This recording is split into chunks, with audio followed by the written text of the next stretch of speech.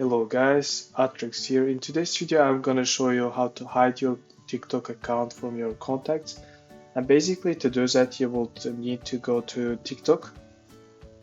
And once you are in TikTok, you will basically what you need to do is to go to inbox, and from inbox you will choose suggested accounts from here, as you can see on the eye icon.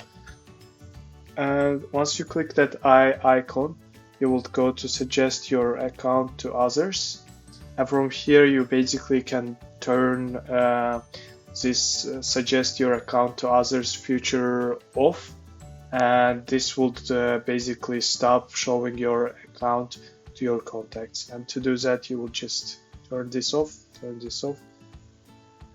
as follows. And that's it.